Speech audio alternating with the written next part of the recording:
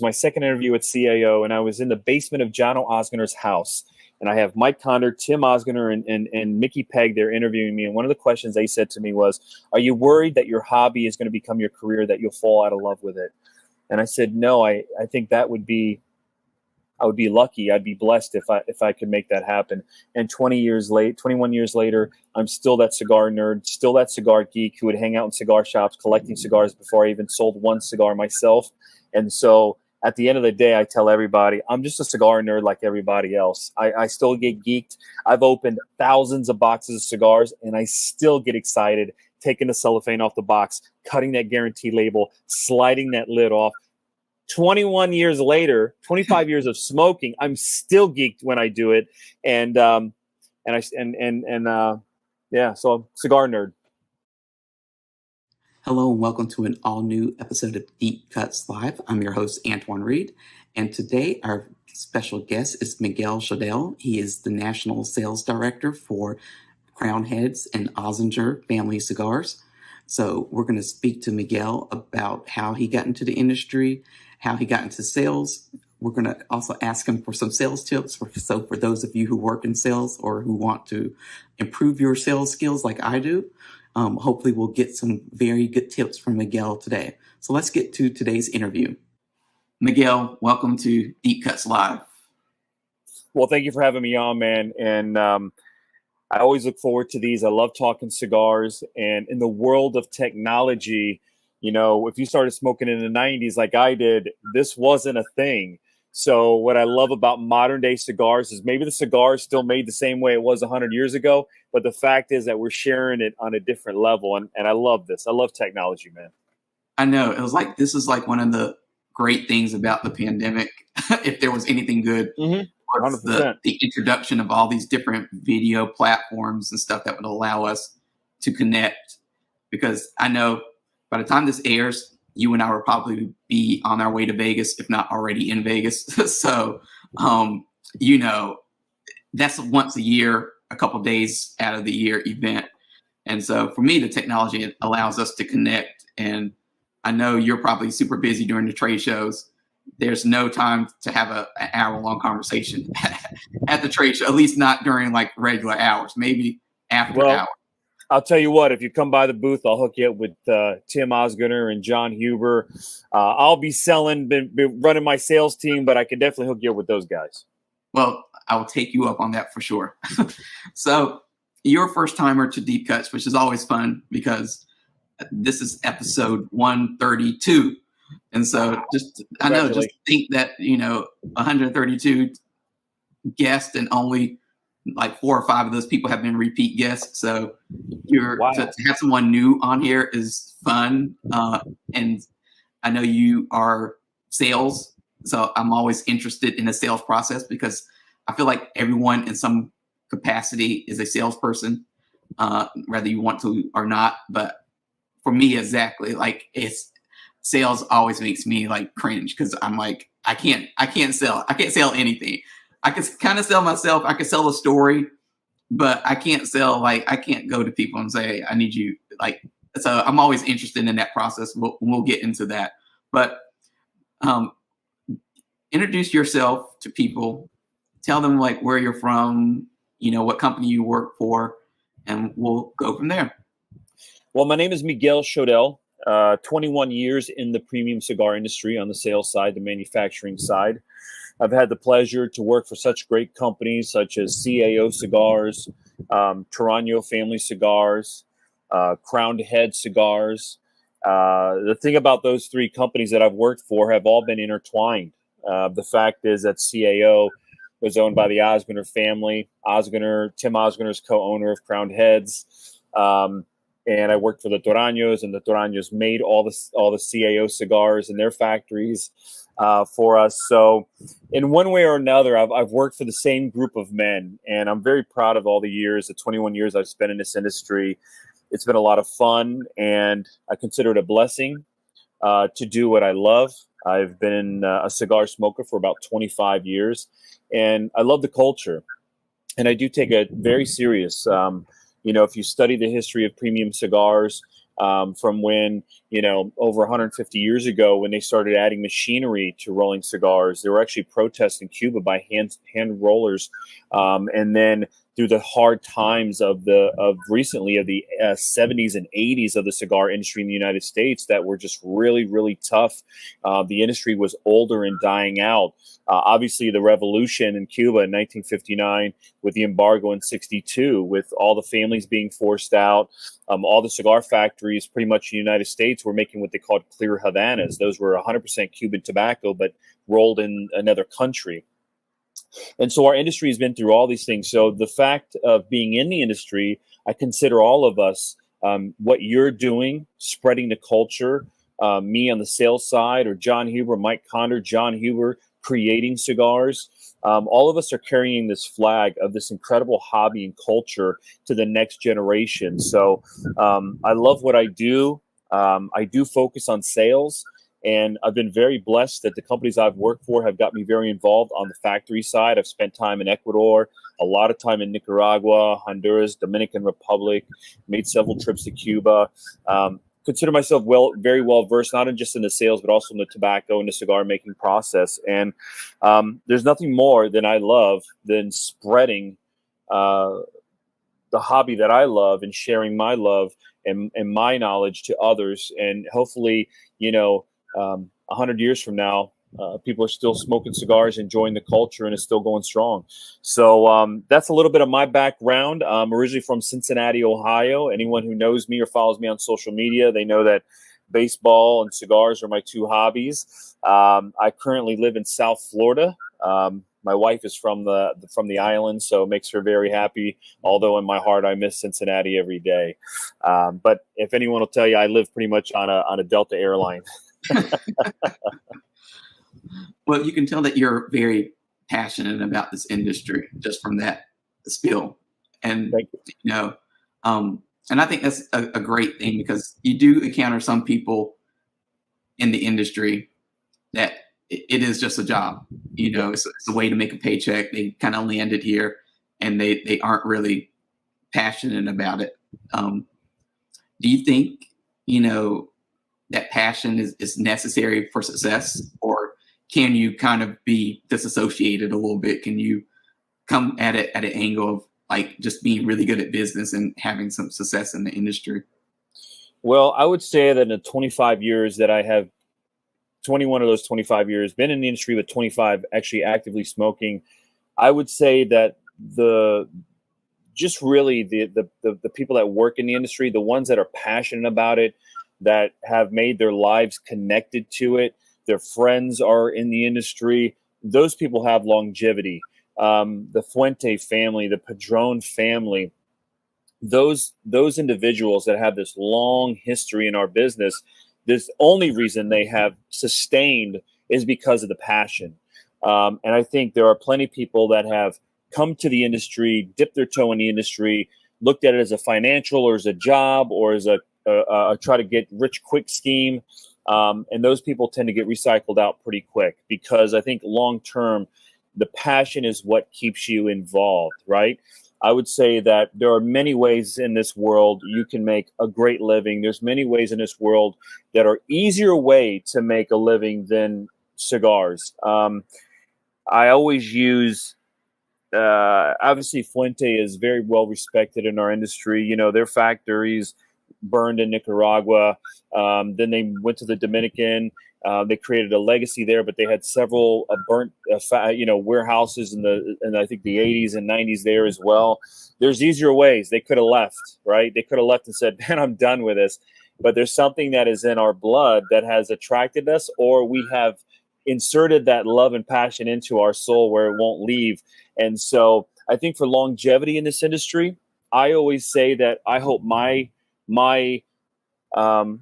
I hope that I give more to the industry than I take. And I believe that the companies that do that are the ones that have that long sustaining name. Ernesto Perez Carrillo, whose father, from Cuba, to leaving Cuba, establishing La Gloria Cubana in Miami, Ernesto taking it over in the 70s or 80s, and then turning it into a mega brand in the 90s, and then selling it and coming right back with his EPC brand, with his kids being involved. That to me, the only way that happens is through legacy and passion. And I think those are the people with longevity in the business.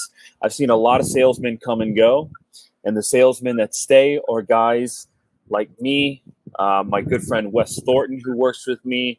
The reason we stay is because we have literally made our lives, our friends, our hobby, our passion, our career. And I think that's what keeps us in. And like I said, at the end of the day, I hope the legacy for all of us, Crowned Heads, Ozgener Family Cigars, myself, us as individuals, give more than we take to this incredible business. To backtrack a little bit, I'm curious because I see how passionate you are about cigars. So I couldn't imagine you doing anything other than cigars. But when you were growing up, what did you envision yourself becoming? Like, what did you want to be? Because I know that there's always, like, for most people, a separation between what they wanted to be when they were growing up and then what they ended up becoming. Well, really two things in my life. And this is the God's honest truth. I always wanted to be a baseball player.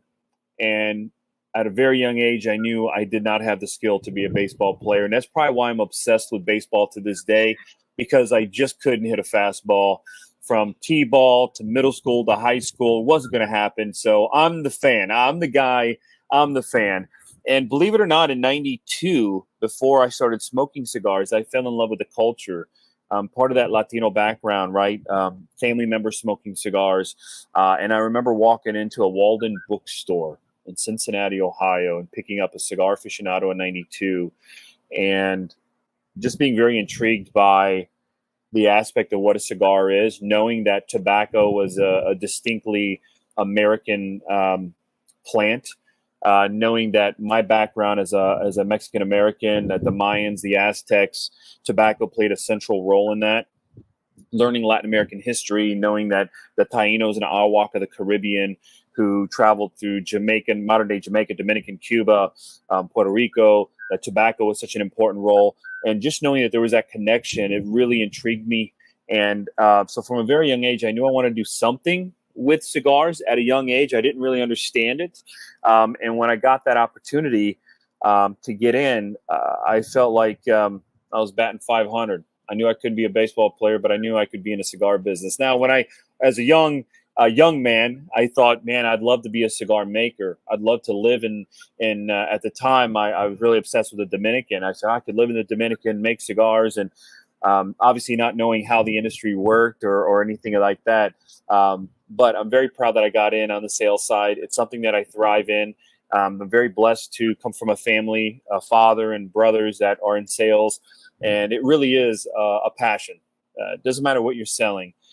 You get joy out of it. You get joy out of selling things and being successful. But what's great about cigars is you're selling something and introducing people to products that they use as leisure, as a hobby, as a way to relax, opposed to selling maybe a used car or a vacuum cleaner, right?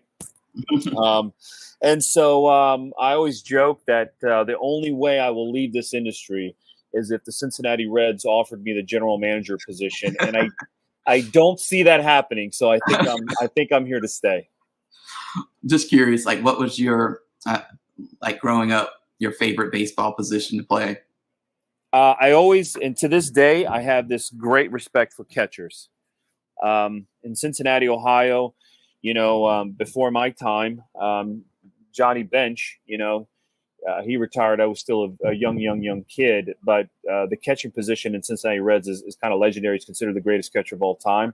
And I was always taught by people that I knew that played baseball. Either it was coaches in elementary or middle school. There was always this man, if you're a catcher, you're a little crazy. If you're a catcher, you have the hardest position. It's probably the least glamorous, right? Because you can't see your face. No one expects you to be a good hitter as long as you can call a good game. And so I had this obsession with catching, and I just thought, man, those guys are truly the unsung heroes of the baseball field.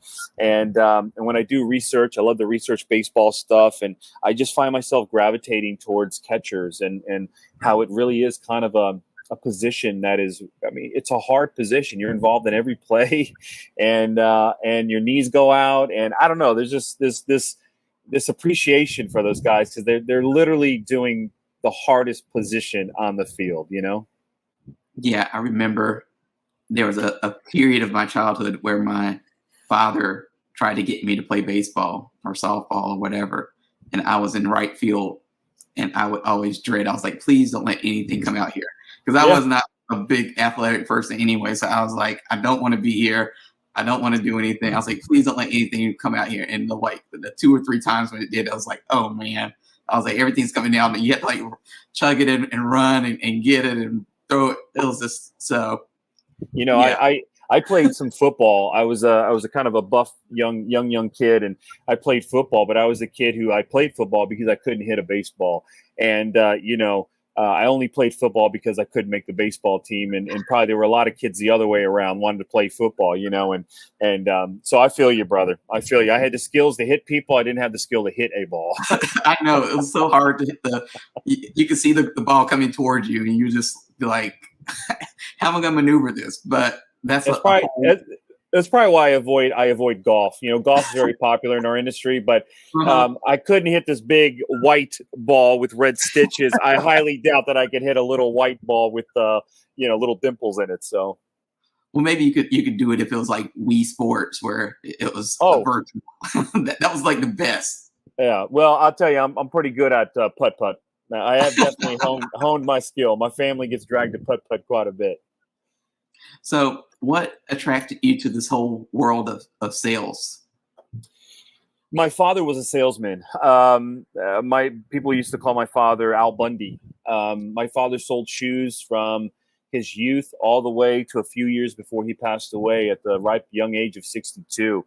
All he did was shoes. And I remember I was very young, but downtown Cincinnati, he had a shoe store on Main Street. And I had never seen a store. Years later, a chain came around that wound up putting in a little basketball court so you could try the shoes on. But my father, this is way before that happened, my father had a half-court basketball court in his store so the kids could try on the Converse at the time, could try on all these different basketball shoes, and really kind of, shoot and see how it worked. And I always thought that was incredible. But sales, my father was just into sales. My brother, Brian, who's the middle brother, I'm the baby. I have another older brother. My middle brother, Brian, who I grew up closest with, was in sales his entire life. He's still in sales to this day. And I think I really learned a passion from my father and my middle brother. They were just, it was like exciting to them to make a sale, to live on that, okay, I made a sale, but tomorrow's a new day. And there was something about it that attracted me to it. And I do think you kind of get bit by the bug. And so when I got into the cigar industry, the only thing I really could get in at the time was in sales. I was offered a sales position with CAO. It was family owned by Tim Ozgener and his family.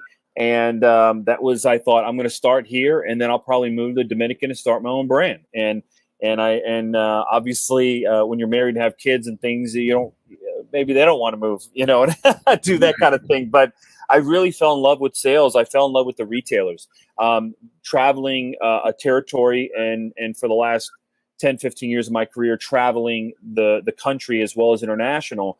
And you meet retailers and they're passionate about their store. Maybe they're the second generation, or they started it and they want to pass it on to their kids. And you're part of their success. You're bringing them products to help bring people in. You're hosting events, and you're helping to build the legacy of their stores. And I remember growing up in Cincinnati, we have a little cigar shop downtown Cincinnati called Strauss Tobacconist. I think they're the 5th or 4th oldest cigar shop in the United States. And so that was always the store that I walked into as a young man before I got in the industry buying cigars. And so when I got into it and I'd meet these shop owners, maybe their store had been around 20 years, some shops for 2 or 3 years.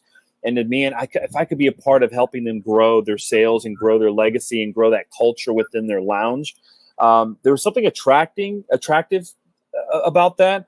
And when you sell great product that is made from great tobacco and you work with great manufacturers, that definitely is what you're doing. And so, man, I'm telling you, there's something about when you go into a store and someone says, I'm looking for a good cigar, and they walk out with a box of our cigars, and you know that there's 20 cigars in that box, you're going to have 20 great moments of lighting a cigar and enjoying it.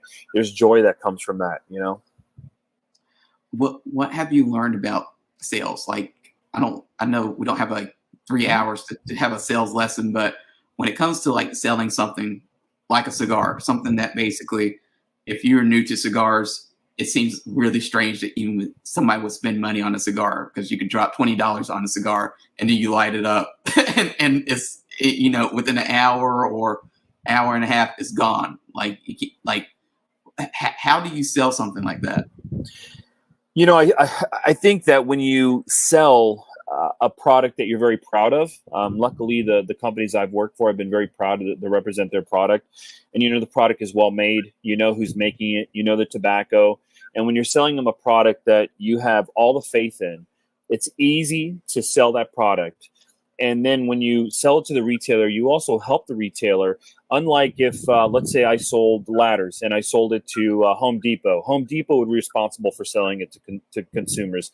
In the cigar industry, it's a little different. We sell it twice. We sell it to the retailer, and then usually there is a component of us being involved in your store, events, tastings, just regular visits, helping to push and promote that product that you sold to the retailer. Now you're selling it direct to consumer for them. And so what I've learned is honesty is always the best. Keep your word. Be honest about what you're selling. If you have a cigar and you say, oh, this cigar is made of 5-year aged tobacco, there will always be someone else that could totally make up and say, oh, well, my cigar is made of 10-year aged tobacco, right?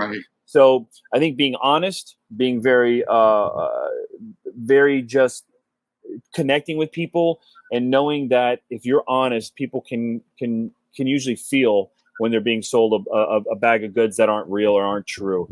And I find that I smoke cigars, not just when I work, but at home on my leisure time. So I can understand what a consumer, because I was that consumer at one time over 21 years ago, of what I want in a cigar, what I want in an experience.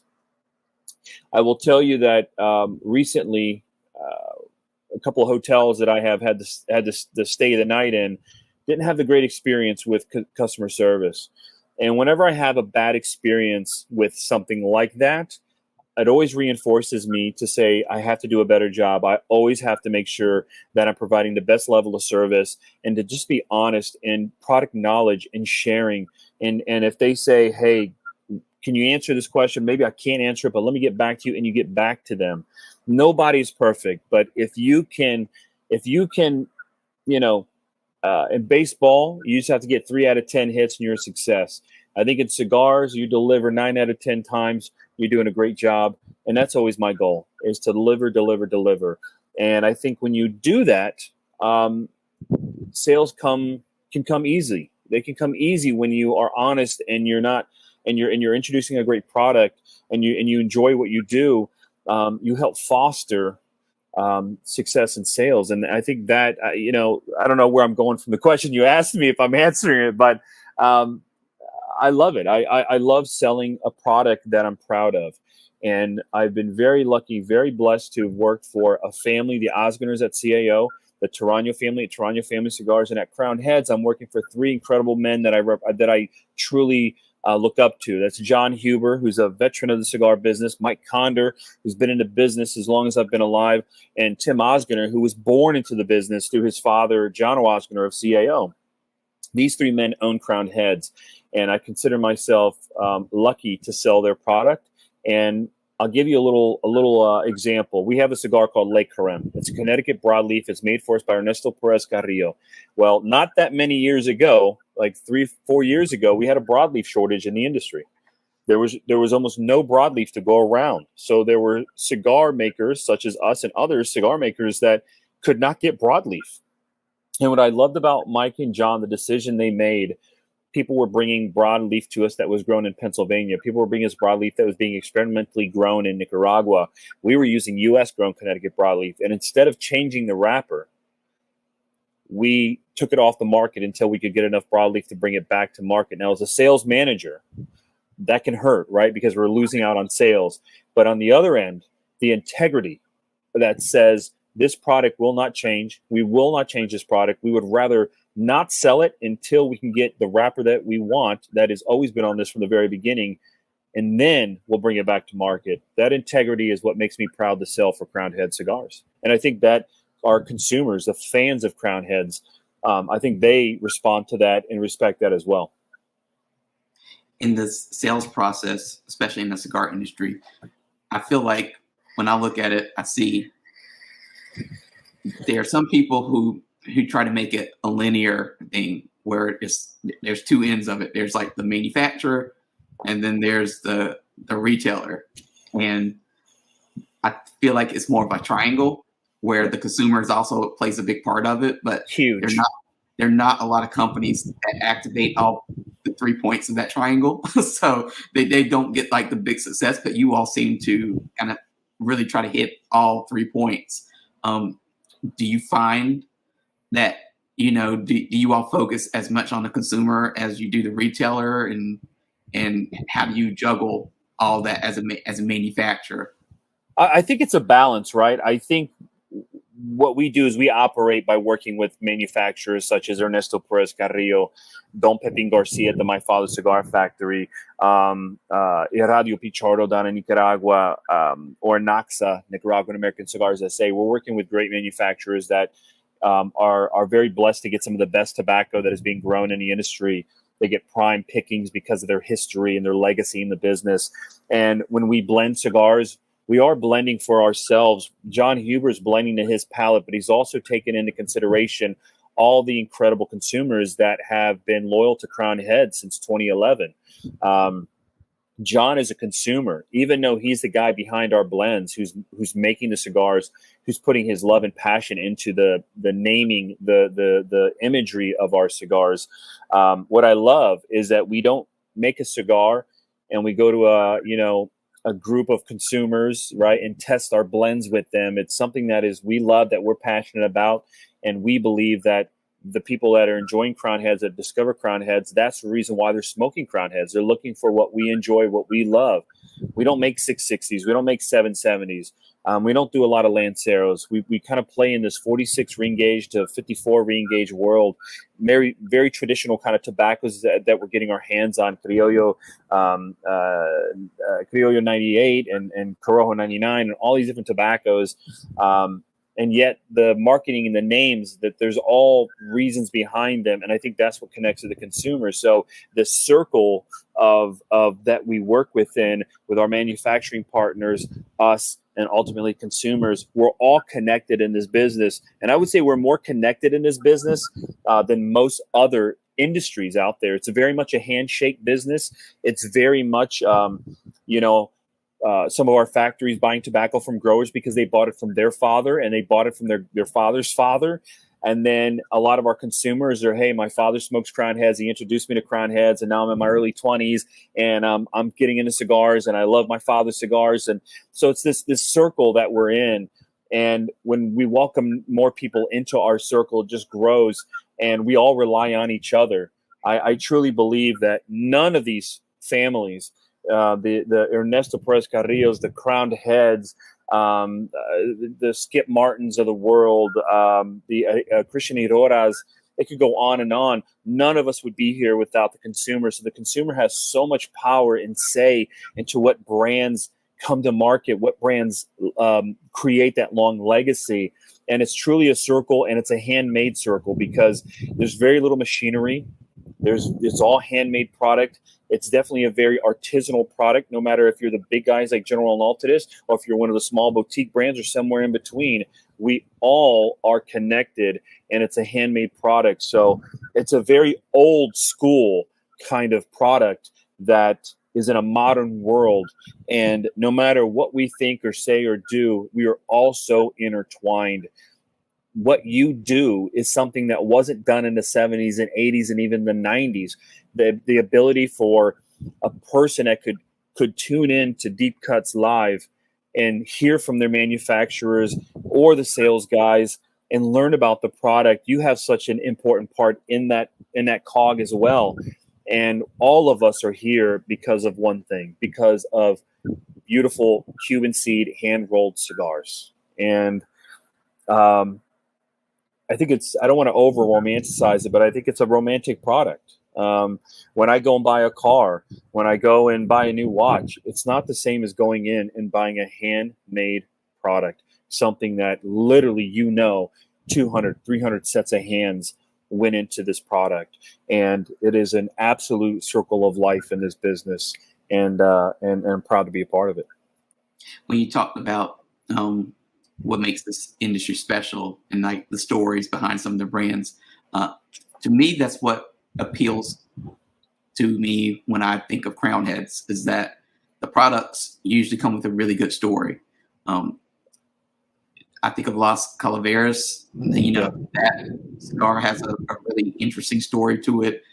The Angel's Envy, that has a really good story to it. Tell us about, Las Calaveras, because I know it comes out every year, and it's the same story every year, but I think it's an important story, and it obviously is inspired by something completely different than most cigars on the market. Las Calaveras is based off of the Mexican holiday Dia de los Muertos, which is traditionally celebrated November 1st, November 2nd of every year.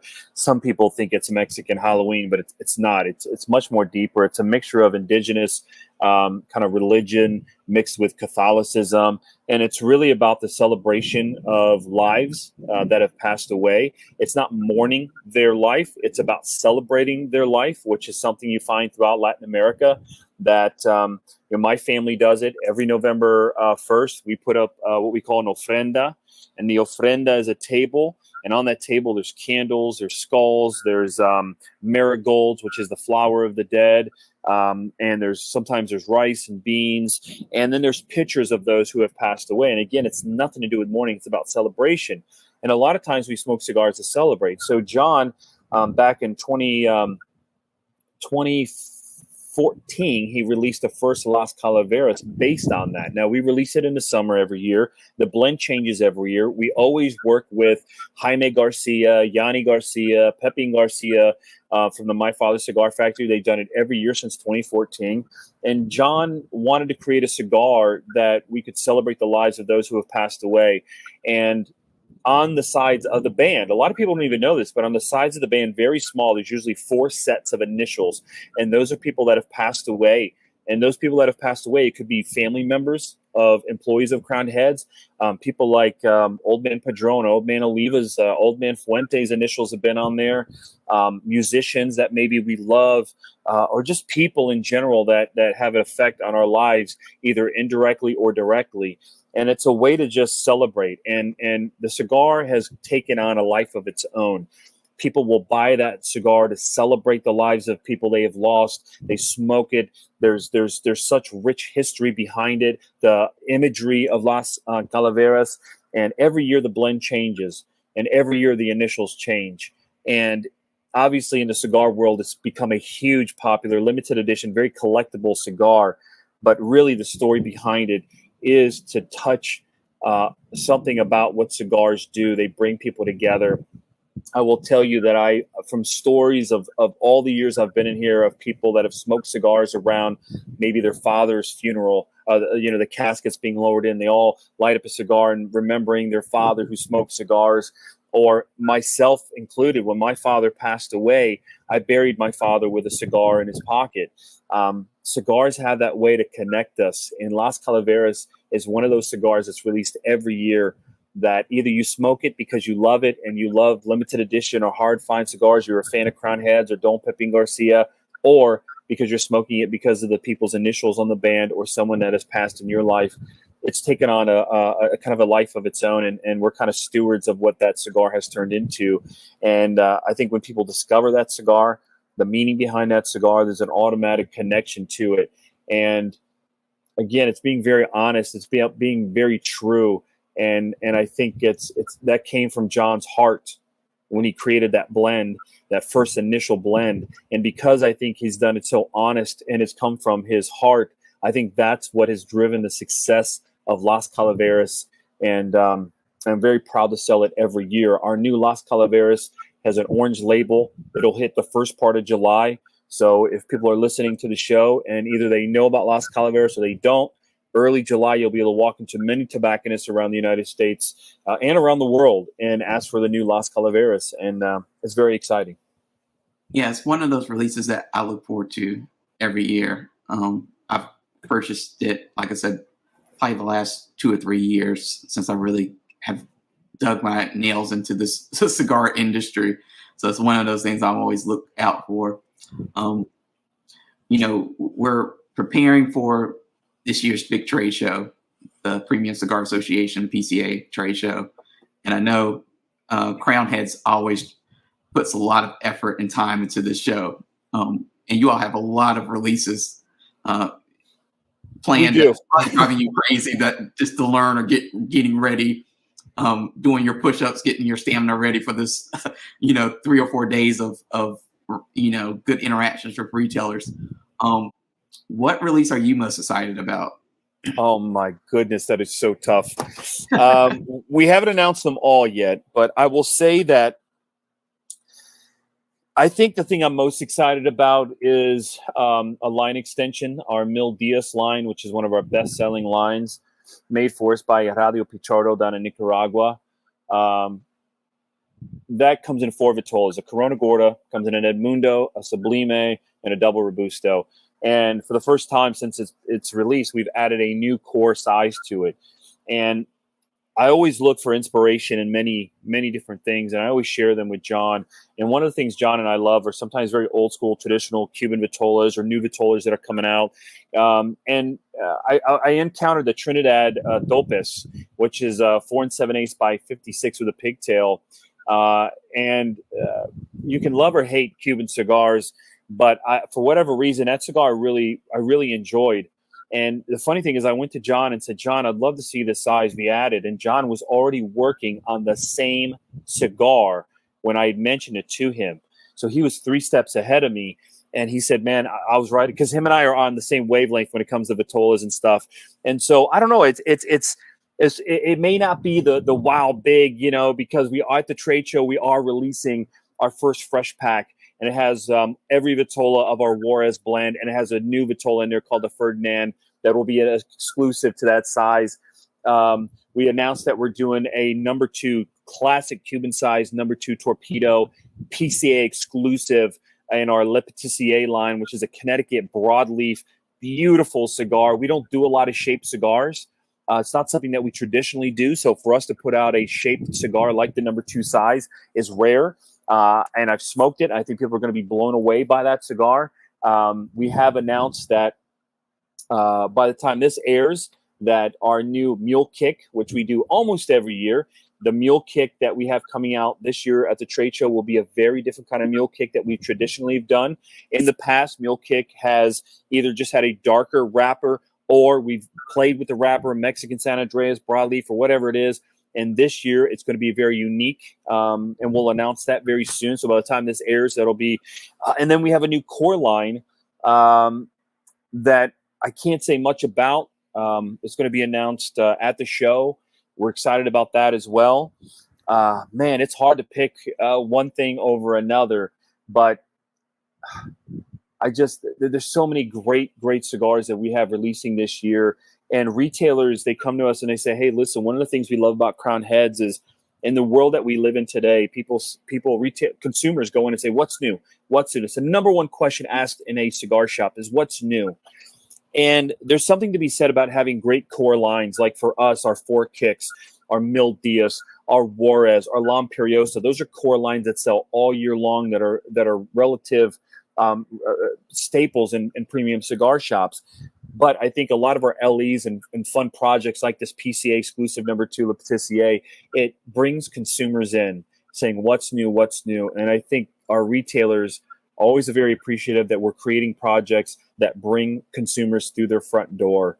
And so it is tough to choose a favorite cigar, but there's something special about that Mil Diaz Tolpes that I'm looking forward for people to smoke and to stock on the shelf for others to discover.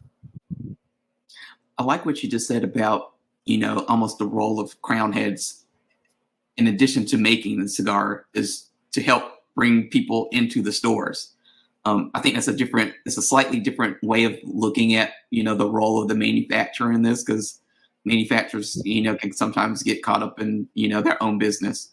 But if you work from that point of view, it's like you have a larger goal that you're trying to accomplish. And it's like the retailer is the hero of the story, and you're like the guide, you're the Yoda trying to give them, the tools that they need in order to be successful. Yeah, the consumers of yesteryear, when my father was alive as a young man smoking, usually you stuck to one brand, and that was your brand. You stuck with one Vitola. That's what you smoked. But in more modern times, probably since the end of the boom, late 90s, early 2000s, consumers really changed their habits. They became much more of sampling all these different brands, all these different blends. And what brings a consumer in the front door? Well, his favorite cigar.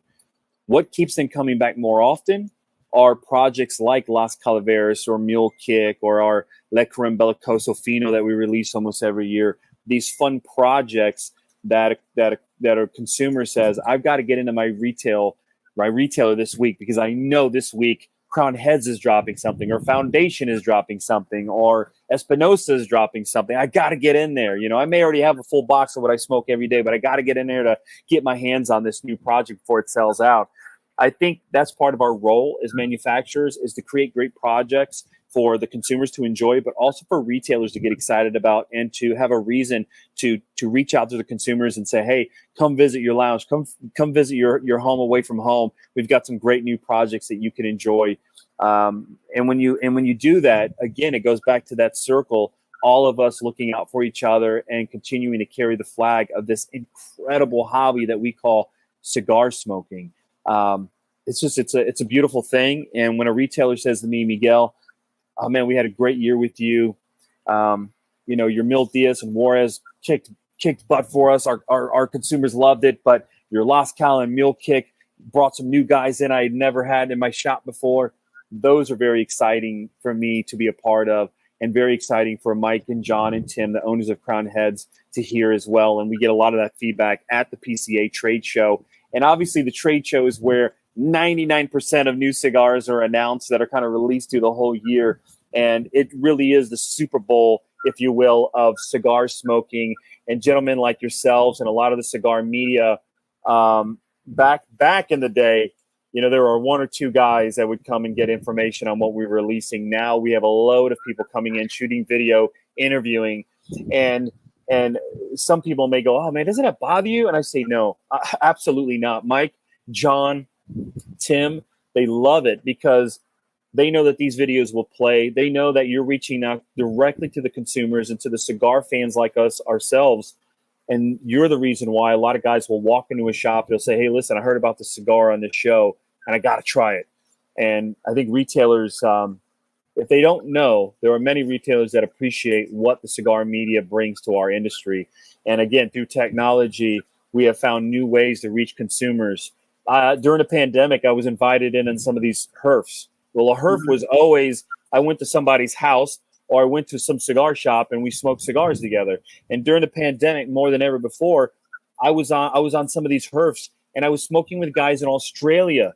I was smoking with guys in New Zealand. Now, I travel international for Crown Heads, but those are markets that I never get to. And I will tell you, cigar smokers in Australia, in the UK, in South Africa, in Mexico, and in the United States, we are not that different. We all love the culture. We all love cigars, and it's a way to bond. And women, men, white, black, Latino, it's amazing how diverse this industry is. And that's one of the reasons I think we all love it so much.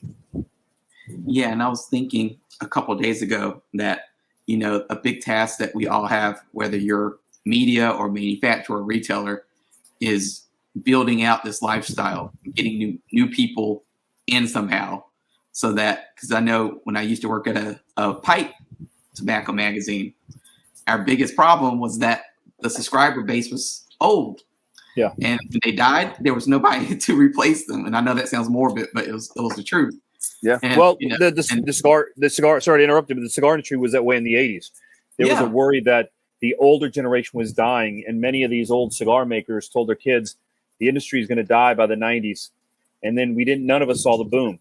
And so the boom kind of brought things back. So sorry to interrupt you, but I wanted to say that what the pipe you were describing, the cigar industry went through in the 80s. Yeah. And, I just feel like, it's our job to somehow educate people about what this is, that this is not like cigarettes. Yeah. It's okay if you only smoke once a week, once a month. It's okay. You don't have to be, to chain smoke it every single day. That's not for everyone. But it's like the education part, like educating people about it.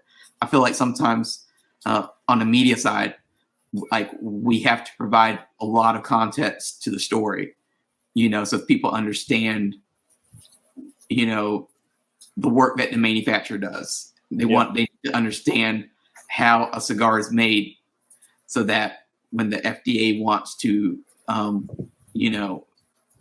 come in and tell a manufacturer how to run their factory, why that doesn't make sense as it would, in a pharmaceutical kind of way. 100%.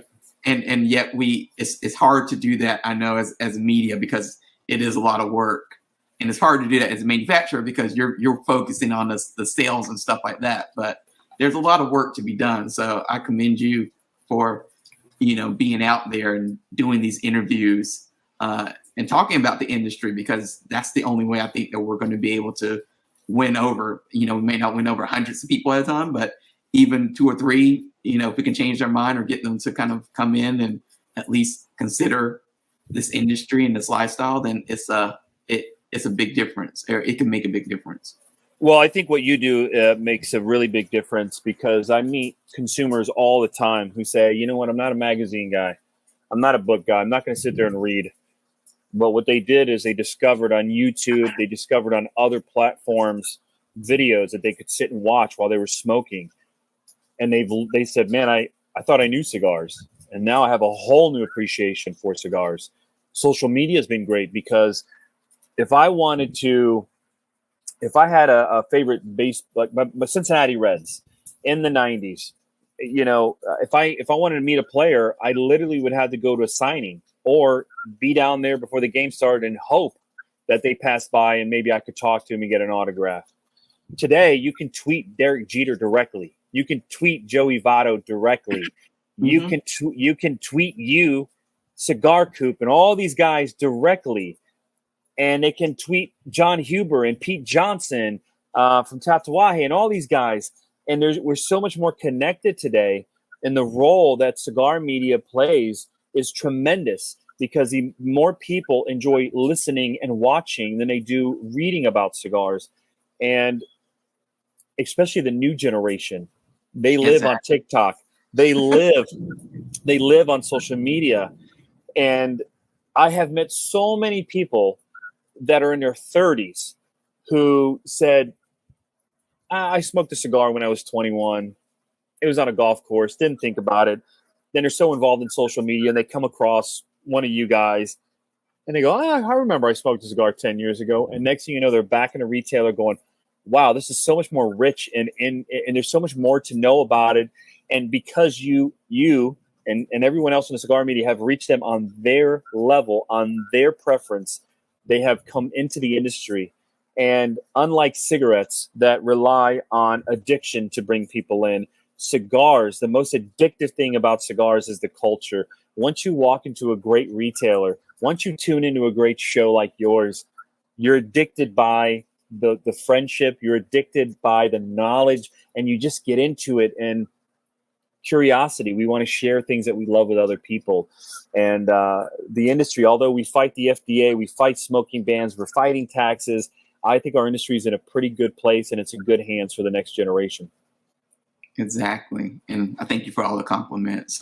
It does matter to share the stories and have people kind of come in and ask questions and just be curious about this lifestyle and figure it out for their own sake, rather than letting the preconceptions sometimes and stereotypes kind of keep them out of it if they are curious about it. Yep. I know that you've mentioned Tim a couple of times, and some people may be saying, who is Tim? I know Miguel works for Crown Heads. Can you tell people who Tim is and about his company before, we get to the end? Absolutely. So Tim's father, John Ozgener, Turkish Armenian, immigrant to the United States, studied at Columbia University, wound up moving to Nashville, Tennessee. A gentleman who smoked a pipe. Him being Armenian and from Turkey, obviously Meerschaum pipes were his choice of pipes, and he was an engineer. And in the early 60s, late 50s, the pipes Meerschaums weren't drilled very well. They weren't constructed very well, not as well as Briar pipes were. And so being an engineer, he would tinker with these pipes, and he'd go to tobacco shops, tobacconists, and he'd get pipe cleaners and pipe tobacco. And then they would say, wow, you have a really nice Meerschaum pipe. Hey, can I buy some of those off you? And Jono would say, well, sure, absolutely. Although Jono had a career as an engineer, he would call his family back home and say, send me a load of pipes. And then people started asking him, I want to tell people that you worked on this pipe. Can you put your initials on it? And he put CAO. Now, his name's Jono Ozgener, but Jono is spelled CANO, but it's pronounced Jono. So in 1968, he started CAO Pipe Company. In the 80s, they got into humidors. In the early 90s, they dabbled in cigars. By the late 90s, they were a cigar powerhouse. Tim Ozgener went to USC and sold cigars for his father. Eventually, Tim became the president of CAO. And really, from 2000 and 2010, that 10-year span created a powerhouse in unique marketing, unique tobaccos. Brazilian tobaccos weren't really being talked about. Italian tobacco. Double Maduro people used to refer to a dark wrapper as a double Maduro, but we used Maduro wrapper, Maduro binder. So there was all these uniqueness that CAO brought to the industry in that 10-year period. And Tim was the head of that company. His father started in 1968, and Tim and his sister Eileen ran the company. I was blessed to work for them back then. In 2007, they sold the company to Henry Winterman that was owned by STG. But in 2010, they merged the company. So Tim and everybody else that was there, Mike Condor and John Huber, they stepped away into 2010. And in 2011, Crown Heads was founded. And Tim has always been a part of Crown Heads in one way or another. Recently, Tim has come back to the industry. He started a nonprofit performing and visual arts center called Oz Arts in Nashville, in the old CAO headquarters. He hired a gentleman from Disney to help run his nonprofit. It's a tremendously successful art institution in Nashville, Tennessee. Storming out here in Florida. I don't know if you heard that or not. And so Tim, obviously, with the growing up, literally he earned his allowance in the 80s by pricing pipes and cleaning pipes. And so he's been in the industry since birth. And so Tim wanted to get back in the industry once he had his nonprofit up and running, and he's back, and he started Ozgener Family Cigars. And at CAO, it was a brand, but we never really told the story of his father and his mother, the immigrant story of coming to this country, truly living the immigrant success story. And Tim wanted to carry on that legacy. And so Tim started Ozgener Family Cigars through Crown Heads. We distribute the product, and Tim Ozgener is one of those guys. You could not go anywhere in the cigar industry in the early 2000s and not see Tim or be affected by CAO cigars. And so Tim is back, and he's released two core blends. One is called Bosphorus, which is in honor of his mother, who was Turkish. And the Bosphorus Strait is the busiest strait in the world. It separates Europe from Asia, goes right through Istanbul, Turkey. And he's released a new blend called Aramas, which is in honor of his father, who's Armenian. There's a mountain in Armenia called Mount Ararat. Some people call it Masis. So he took the prefix of both words and created the word Aramas. And that cigar is in honor of his father. And those blends are relatively available almost everywhere in the nation. And Tim is excited to be really back in the industry. And people are excited to have him back in the industry. But there is a generation. If you started smoking cigars after 2010, you may not know who Tim Ozgener is. And so through these new blends, through events, through tastings, and at the PCA, Tim is reintroducing himself to a lot of the young tobacconists or young consumers that are in the business, and obviously connecting with consumers that have done business with his family since the late 60s, early 70s. And Tim, when I sell the Ozgener family cigars, I'm not just selling a great quality product.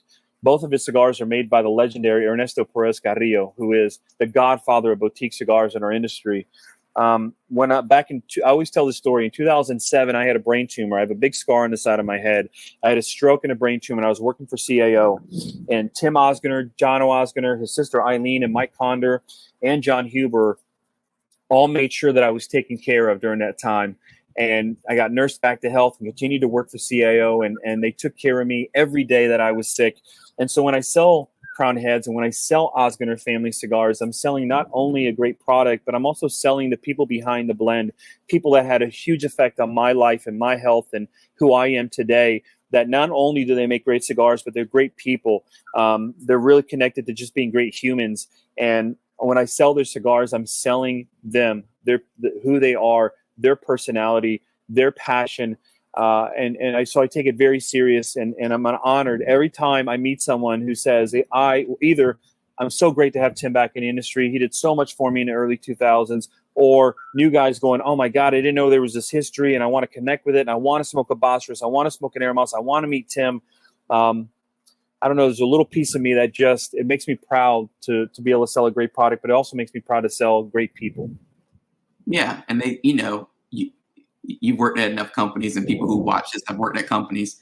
It always matters who's at the top and their personality and how they treat other people, because that trickles down and it sets the tone for everyone. So you can tell that, you're passionate about this company. And I'm sure that passion in part comes from the people who are at the top, who are also passionate about the products that they make and the people that work for them and the people that they work with to bring the products to market. 100%.